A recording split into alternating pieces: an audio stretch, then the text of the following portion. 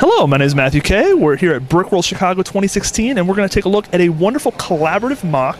This is called Cargo Rush on Ryloth, and I'm reading that directly off the mock card. And this is presented by Ryloth. Now, we'll go through and take a look at all of the wonderful builds in here, and the builders will talk about what they built and their contribution to the display. So without further ado, your name and what you built.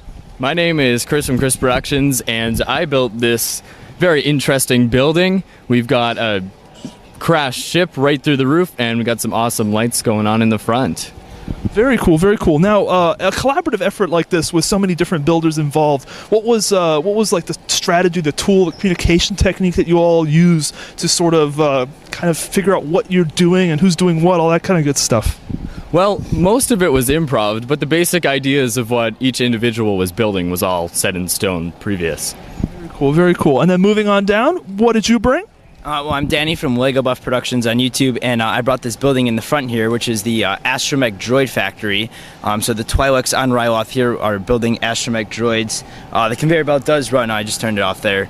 But the Rebels are picking up, that's the cargo that they're picking up, that's why it's the Cargo Rush. And you can see inside there's the conveyor belt with the Astromech droids. Here's where they feed the parts down into the conveyor belt. And on the bottom there, the tables where they will assemble the Astromech droids. Very cool, very cool. I love the mechanical sort of little feature there. Very, very nice. Now, when you're building something like this, what do you use to sort of, like, do you sketch it out? How do you conceptualize the build? Yeah, I'm not really big into sketching. I like to just make a lot of prototypes and kind of see what works and move around things until I get the final product. Awesome, awesome. And then moving on down here, your name, what did you contribute? My name's Honors from Alcone Productions. I built this refueling station for Ryloth. So when the ships arrive here, they come to this place to refuel on the sides, tanks there, and the inside. Awesome, awesome. Now, I always am curious to know where people get their parts. I personally do a lot of Lego store pick-a-brick shopping. What's like your greatest single source of parts? I pick a brick a lot, but also Bricklink is the main place to get a lot of the parts. Awesome, awesome. When I run out, I just raid my sets. Very cool, very cool. And then moving on down. I'm Daniel from 501st Lego Trooper, and right here we have the refinery station.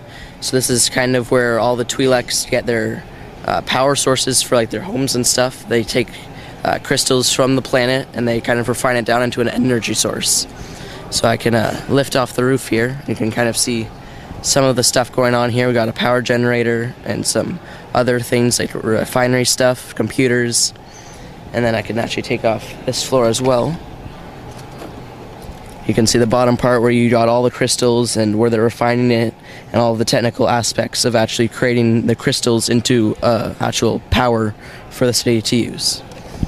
Awesome, awesome. Now, if I'm just going to ask you all sort of a random question about your build to sort of add some context in some meaningful way, I'm curious for you. This is a very square creation. I'm sure it fit in a box well. How do you transport these things to conventions? How does it break down? What's like the biggest struggle in that area? Usually, as long as it's not too big like this, it might be a bit harder. But mine, yeah, it was pretty square, fit in a box and stuff. And then the terrain that we each brought comes apart quite easily, so that way it's easy to transport for everyone. Very nice, very nice. And then moving on down, what did you bring? Hi, I'm Lego Spencer. I suppose my name is a little bit self-explanatory. I brought the landing pad right here for the Tantive and the cantina where all the scumbags that land here can hang out.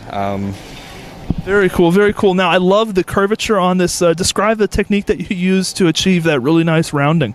I came up with this idea about a year ago for a different mock where you do like belts of hinges connected together, both like a cap on the top and then one going around the snot so it's not all rigid around.